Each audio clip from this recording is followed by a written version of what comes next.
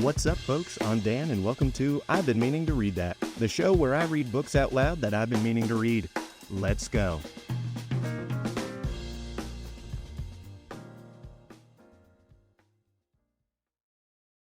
Folks, I have just realized something. We are 10 chapters away from finishing the Count of Monte Cristo. 10 chapters, that's insane. That means if we keep on going at the standard rate of 2 chapters per episode, we'll be done in 5 episodes. That's crazy. I mean, then I have to go back and re-record the first, 20-something because of the audio quality. But that means by, the new year, we'll be starting our next book, which means, for all you listeners out there, if you want to weigh in on what book we will read next, then you need to leave it in a comment or email us or, put it in your memo on Venmo. Shameless plug. All right. Anyways, let's go ahead and get to our final few chapters of the Count of Monte Cristo. Chapter 108, The Judge. We remember that the Abbé Busoni remained alone with Noirtier in the chamber of death, and that the old man and the priest were the sole guardians of the young girl's body. Perhaps it was the Christian exhortations of the abbé, perhaps his kind charity, perhaps his persuasive words, which had restored the courage of Noirtier, for ever since he had conversed with the priest, his violent despair had yielded to a calm resignation which surprised all who knew his excessive affection for Valentine. Monsieur de Villefort had not seen his father since the morning of the death. The whole establishment had been changed. Another valet was engaged for himself, a new servant for Noirtier, 2 women had entered Madame de Villefort's service. In fact, everywhere, to the concierge and coachman, new faces were presented to the different masters of the house, thus widening the division which had always existed between the members of the same family. The assizes also were about to begin, and Villefort, shut up in his room, exerted himself with feverish anxiety in drawing up the case against the murderer of Caderousse. This affair, like all those in which the Count of Monte Cristo had interfered, caused a great sensation in Paris. The proofs were certainly not convincing, since they rested upon a few words written by an escaped galley slave on his deathbed, and who might have been actuated by hatred or revenge in accusing his companion. But the mind of the procurer was made up. He felt assured that Benedetto was guilty, and he hoped by his skill in conducting this aggravated case to flatter his self-love, which was about the only vulnerable point left in his frozen heart. The case was therefore prepared owing to the incessant labor of Villefort, who wished it to be the first on the list in the coming assizes. He had been obliged to seclude himself more than ever to evade the enormous number of applications presented to him for the purpose of obtaining tickets of admission to the court on the day of trial. And then, so short a time had elapsed since the death of poor Valentine, and the gloom which overshadowed the house was so recent, that no one wondered to see the father so absorbed in his professional duties, which were the only means he had of dissipating his grief. Once only had Villefort seen his father. It was the day after that upon which Bertuccio had paid his second visit to Benedetto, when the latter was to learn his father's name. The magistrate, harassed and fatigued, had descended to the garden of his house, and in a gloomy mood, similar to that in which Tarquin lopped off the tallest poppies, he began knocking off with his cane the long and dying branches of the rose trees, which, placed along the avenue, seemed like the specters of the brilliant flowers which had bloomed in the past season. More than once he had reached that part of the garden where the famous boarded gate stood overlooking the deserted enclosure, always returning by the same path, to begin his walk again, at the same pace and with the same gesture, when he accidentally turned his eyes towards the house, whence he heard the noisy play of his son, who had returned from school to spend the Sunday and Monday with his mother. While doing so, he observed Monsieur Noirtier at one of the open windows, where the old man had been placed that he might enjoy the last rays of the sun, which yet yielded some heat, and was now shining upon the dying flowers and red leaves of the creeper which twined around the balcony. The eye of the old man was riveted upon a spot which Villefort could scarcely distinguish. His glance was so full of hate, of ferocity, and savage impatience, that Villefort turned out of the path he had been pursuing to see upon what person this dark look was directed. Then he saw beneath a thick clump of linden trees, which were nearly divested of foliage, Madame de Villefort sitting with a book in her hand, the perusal of which she frequently interrupted to smile upon her son, or to throw back his elastic ball, which he obstinately threw from the drawing-room into the garden. Villefort became pale. He understood the old man's meaning. Noirtier continued to look at the same object, but suddenly his glance was transferred from the wife to the husband, and Villefort himself had to submit to the searching investigation of eyes, which, while changing their direction and even their language, had lost none of their menacing expression. Madame de Villefort, unconscious of the passions that exhausted their fire over her head, at that moment held her son's ball and was making signs to him to reclaim it with a kiss. Edward begged for a long while, the maternal kiss probably not offering sufficient recompense for the trouble he must take to obtain it. However, at length he decided, leaped out of the window into a cluster of heliotropes and daisies, and ran to his mother, his forehead streaming with perspiration.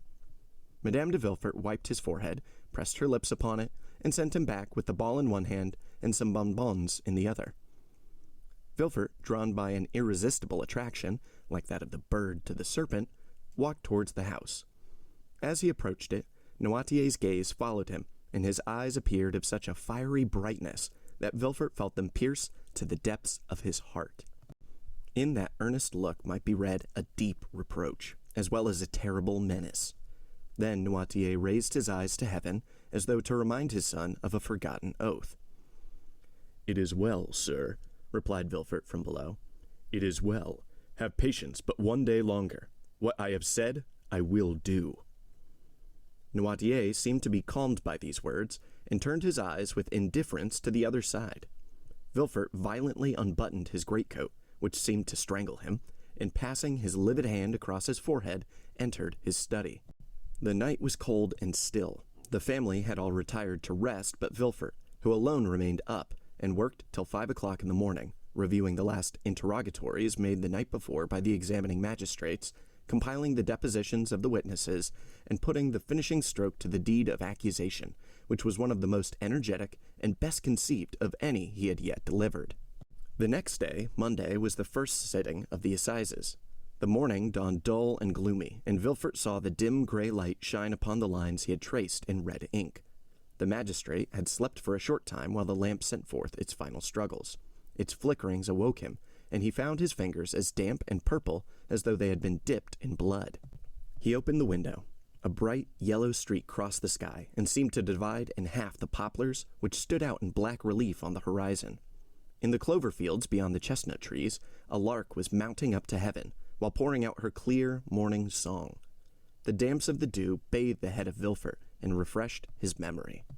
"Today," he said with an effort, "today the man who holds the blade of justice must strike wherever there is guilt." Involuntarily, his eyes wandered towards the window of Noirtier's room, where he had seen him the preceding night. The curtain was drawn, and yet the image of his father was so vivid to his mind that he addressed the closed window as though it had been open, and as if through the opening he had beheld the menacing old man. "Yes," he murmured, "yes, be satisfied." His head dropped upon his chest, and in this position he paced his study. Then he threw himself, dressed as he was, upon a sofa, less to sleep than to rest his limbs, cramped with cold and study. By degrees everyone awoke. Villefort, from his study, heard the successive noises which accompany the life of a house, the opening and shutting of doors, the ringing of Madame de Villefort's bell to summon the waiting maid, mingled with the first shouts of the child, who rose full of the enjoyment of his age. Villefort also rang. His new valet brought him the papers, and with them a cup of chocolate. "What are you bringing me?" said he. "A cup of chocolate." "I did not ask for it. Who has paid me this attention?" "My mistress, sir. She said you would have to speak a great deal in the murder case, and that you should take something to keep up your strength." And the valet placed the cup on the table nearest to the sofa, which was, like all the rest, covered with papers. The valet then left the room. Villefort looked for an instant with a gloomy expression. Then, suddenly, taking it up with a nervous motion, he swallowed its contents at one draught. It might have been thought that he hoped the beverage would be mortal, and that he sought for death to deliver him from a duty which he would rather die than fulfill. He then rose and paced his room with a smile it would have been terrible to witness. The chocolate was inoffensive, for Monsieur de Villefort felt no effects. The breakfast hour arrived, but Monsieur de Villefort was not at table. The valet re-entered. "Madame de Villefort wishes to remind you, sir," he said, "that 11 o'clock has just struck, and that the trial commences at 12.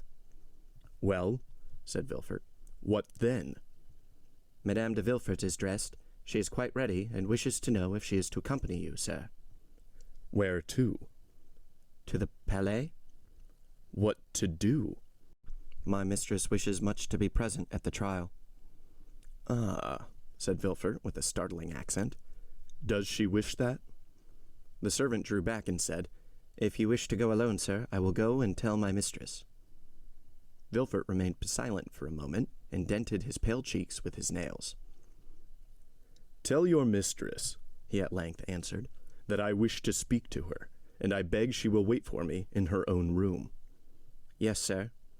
"Then come to dress and shave me." "Directly, sir." The valet reappeared almost instantly, and, having shaved his master, assisted him to dress entirely in black. When he had finished, he said, "My mistress said she should expect you, sir, as soon as you had finished dressing." "I am going to her." And Villefort, with his papers under his arm and hat in hand, directed his steps towards the apartment of his wife. At the door, he paused for a moment to wipe his damp, pale brow. He then entered the room. Madame de Villefort was sitting on an ottoman and impatiently turning over the leaves of some newspapers and pamphlets which young Edward, by way of amusing himself, was tearing to pieces before his mother could finish reading them. She was dressed to go out. Her bonnet was placed beside her on a chair, and her gloves were on her hands. "Ah, here you are, monsieur," she said in her naturally calm voice. "But how pale you are!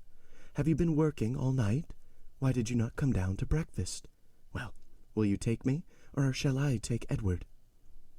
Madame de Villefort had multiplied her questions in order to gain one answer, but to all her inquiries, Monsieur de Villefort remained mute and cold as a statue. "Edward," said Villefort, fixing an imperious glance on the child, "go and play in the drawing-room, my dear.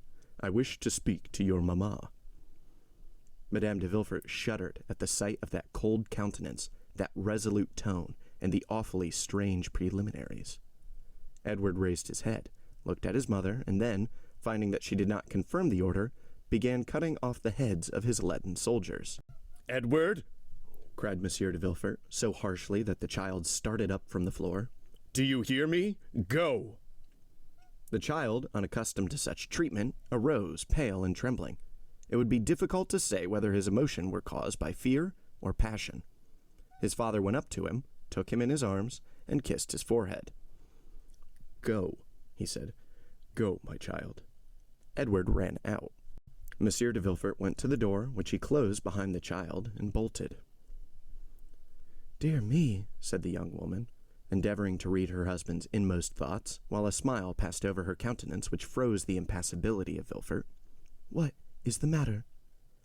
"Madam, where do you keep the poison you generally use?" said the magistrate, without any introduction, placing himself between his wife and the door. Madame de Villefort must have experienced something of the sensation of a bird which, looking up, sees the murderous trap closing over its head. A hoarse, broken tone, which was neither a cry nor a sigh, escaped from her, while she became deadly pale. "Monsieur," she said, I do not understand you." And, in her first paroxysm of terror, she had raised herself from the sofa, and the next, stronger very likely than the other, she fell down again on the cushions. "I asked you," continued Villefort, in a perfectly calm tone, "where you conceal the poison by the aid of which you have killed my father and mother-in-law, Monsieur and Madame de Saint Méran, as well as Barrois and my daughter Valentine." "Oh, sir!" exclaimed Madame de Villefort, clasping her hands. "What do you say?" "It is not for you to interrogate, but to answer." "Is it to the judge or to the husband?" stammered Madame de Villefort. "To the judge. To the judge, madam." It was terrible to behold the frightful pallor of that woman, the anguish of her look, the trembling of her whole frame. "Sir," she muttered, "sir." And this was all. You do not answer, madame, exclaimed the terrible interrogator. Then he added, with a smile yet more terrible than his anger, It is true, then. You do not deny it? She moved forward. And you cannot deny it, added Villefort, extending his hand toward her, as though to seize her in the name of justice. You have accomplished these different crimes with impudent address, but which could only deceive those whose affections for you blinded them. Since the death of Madame de Saint Méran, I have known that a poisoner lived in my house. Monsieur d'Avrigny warned me of it. After the death of Berrois, my suspicions were directed towards an angel, those suspicions which, even when there is no crime, are always alive in my heart. But after the death of Valentine, there has been no doubt in my mind, madame, and not only in mine, but in those of others. Thus, your crime, known by two persons, suspected by many, will soon become public.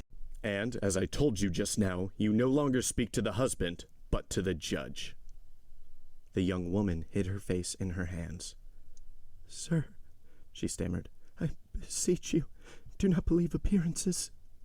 Are you then a coward? Cried Villefort in a contemptuous voice. But I have always observed that poisoners were cowards. Can you be a coward, you who have had the courage to witness the death of two old men and a young girl murdered by you?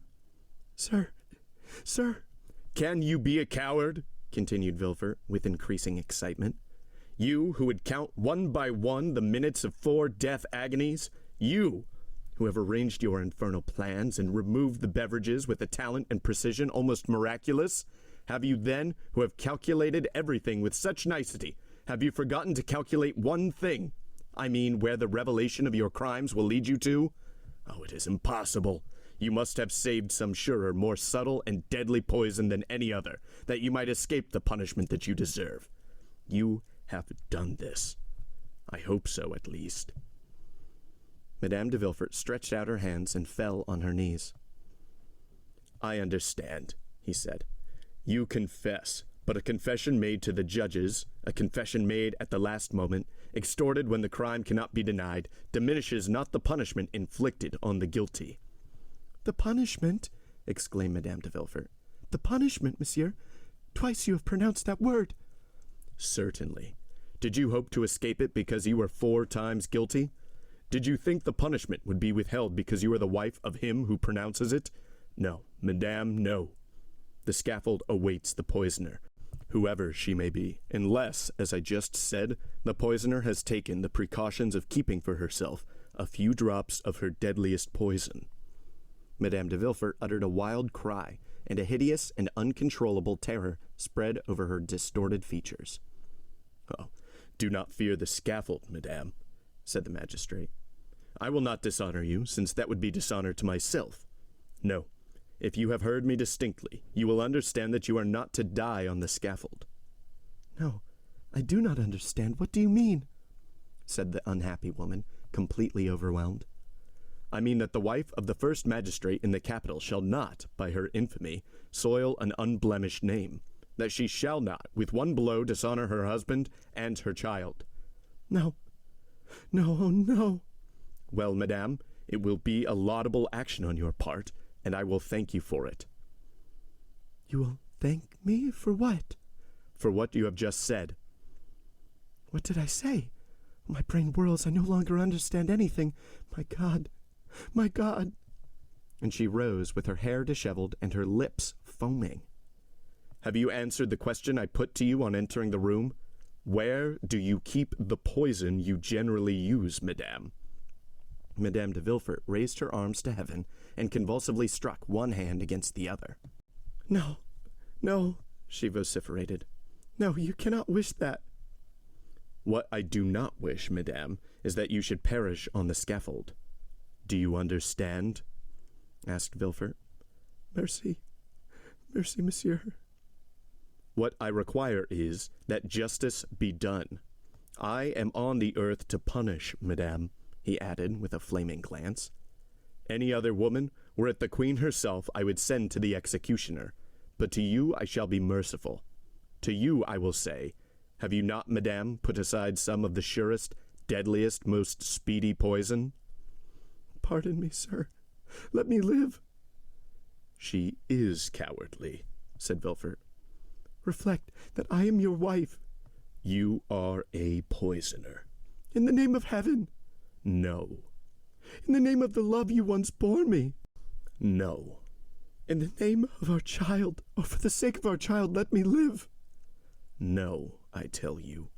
One day, if I allow you to live, you will perhaps kill him as you have the others. I kill my boy? Cried the distracted mother, rushing towards Vilfert. I kill my son? Ha ha ha ha! And a frightful, demonic laugh finished the sentence, which was lost in a hoarse rattle. Madame de Villefort fell at her husband's feet. He approached her. Think of it, madame, he said. If on my return justice has not been satisfied, I will denounce you with my own mouth and arrest you with my own hands. She listened, panting, overwhelmed, crushed. Her eye alone lived and glared horribly. Do you understand me? He said. I am going down there to pronounce the sentence of death against a murderer. If I find you alive on my return, you shall sleep tonight in the conciergerie. Madame de Villefort sighed. Her nerves gave way, and she sunk on the carpet.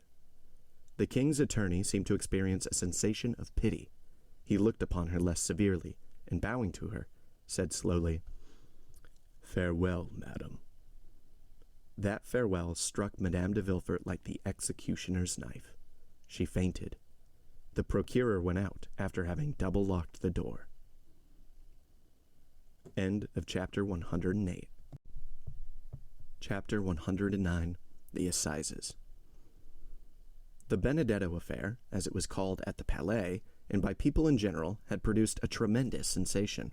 Frequenting the Café de Paris, the Boulevard de Grand, and the Bois de Boulogne, during his brief career of splendor, the false Cavalcanti had formed a host of acquaintances.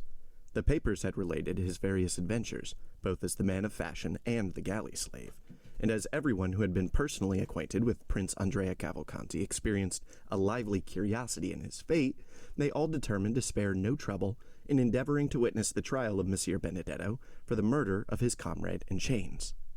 In the eyes of many, Benedetto appeared, if not a victim to, at least an instance of, the fallibility of the law.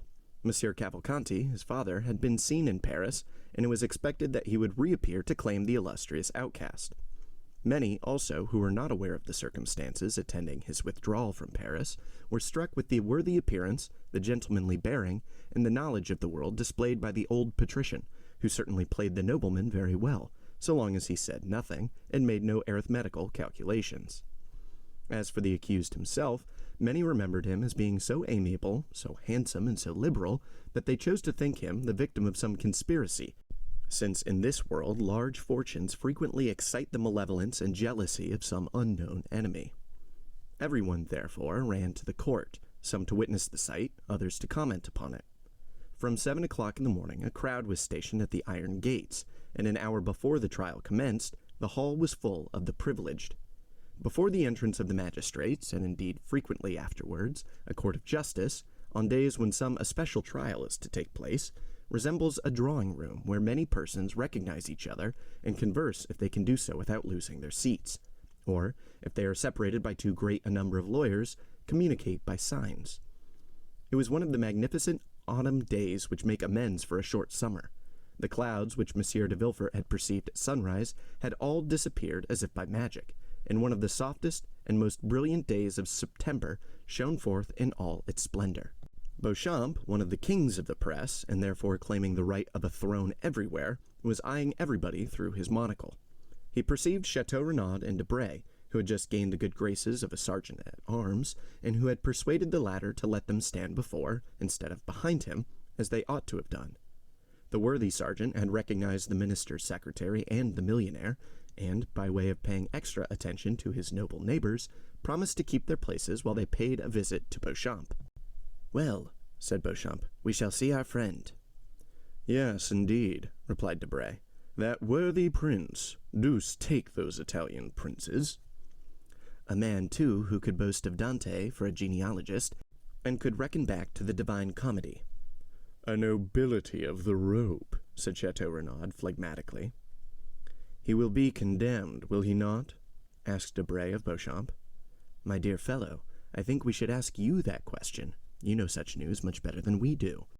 Did you see the president at the minister's last night? Yes. What did he say? Something which will surprise you. Oh, make haste and tell me then. It is a long time since that has happened. Well, he told me that Benedetto, who is considered a serpent of subtlety and a giant of cunning, is really but a very commonplace, silly rascal, and altogether unworthy of the experiments that will be made on his phrenological organs after his death. Bah, said Beauchamp. He played the prince very well. Yes, for you who detest those unhappy princes, Beauchamp, and are always delighted to find fault with them, but not for me, who discover a gentleman by instinct, and who sent out an aristocratic family like a very bloodhound of heraldry. Then you never believed in the principality? Oh, yes, in the principality, but not in the prince. Not so bad, said Beauchamp. Still, I assure you, he passed very well with many people. I saw him at the ministers' houses. Oh, yes, said Chateau Renaud. The idea of thinking ministers understand anything about princes. There is something in what you have just said, said Beauchamp. But, said Debray to Beauchamp, if I spoke to the president, you must have been with the procureur. It was an impossibility. For the last week, Monsieur de Villefort has secluded himself. It is natural enough.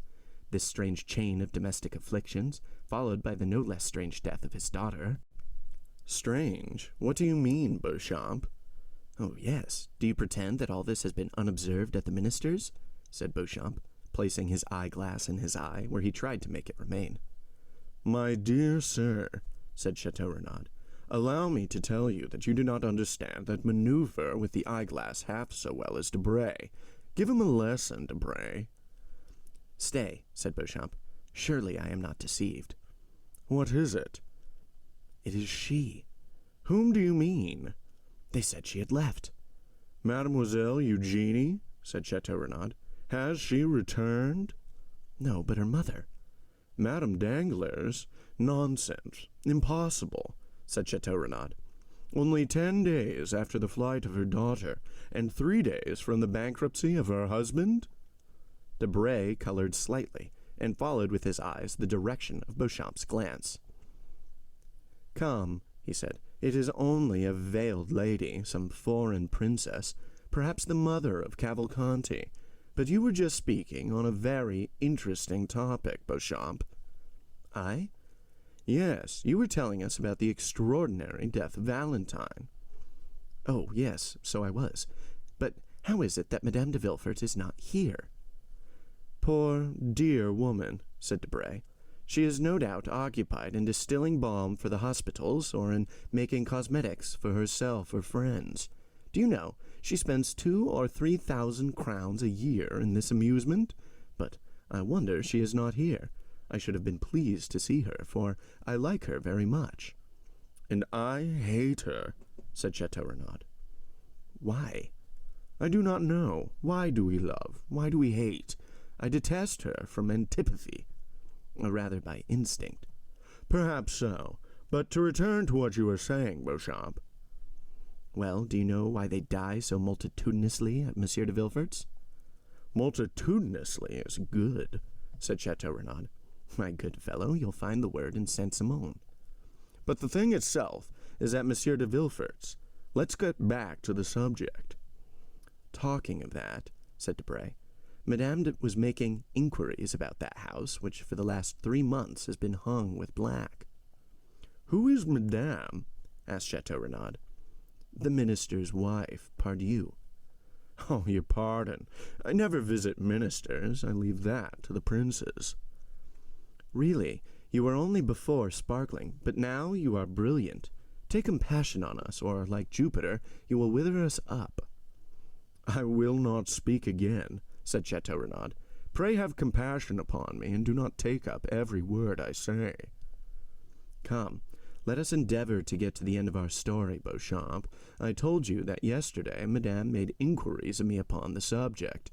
Enlighten me, and I will then communicate my information to her.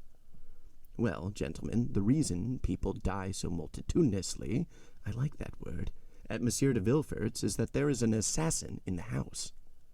The two young men shuddered, for the same idea had more than once occurred to them. "And who is the assassin?" asked Chateau Renaud. "Young Edward."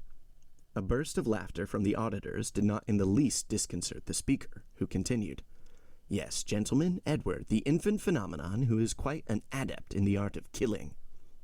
"You are jesting." "Not at all. I yesterday engaged a servant who had just left Monsieur de Villefort.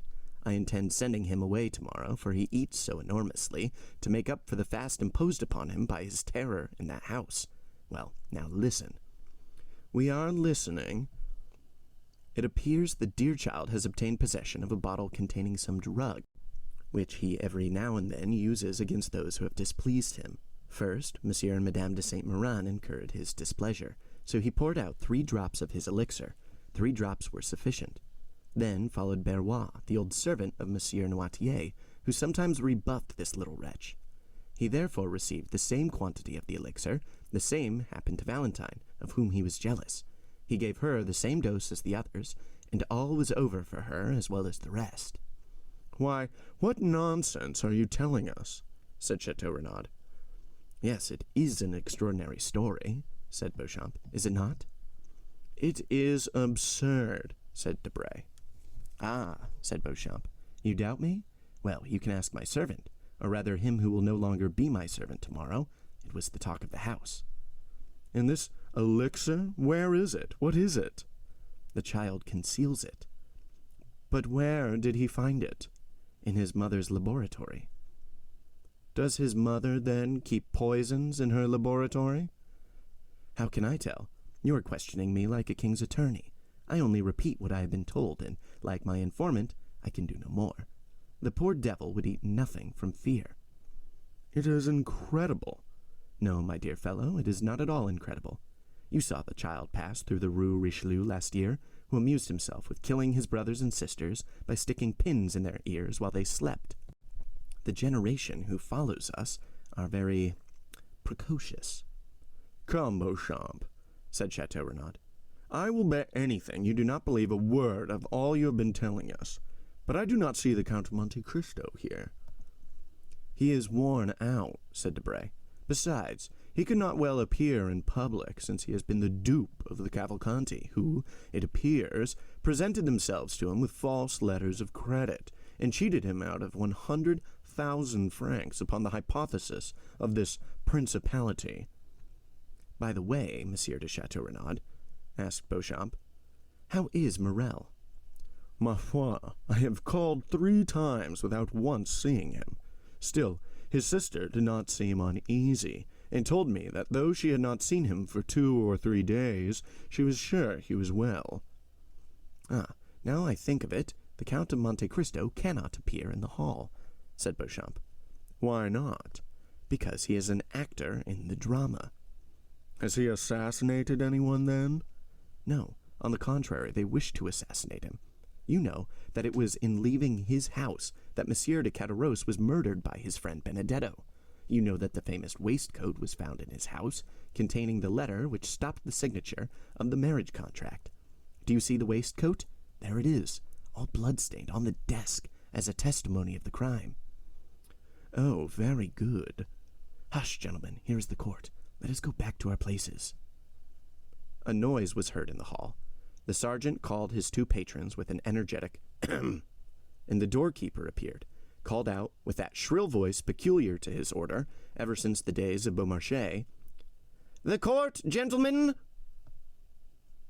End of chapter 109. And cut. That's a wrap, folks. Thanks for listening to today's episode of I've Been Meaning to Read That, with me, your host, Dan.